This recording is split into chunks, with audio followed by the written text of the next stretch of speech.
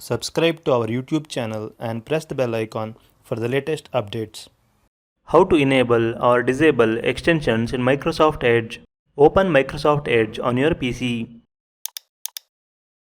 Click on the three dots icon in the top right corner of the window.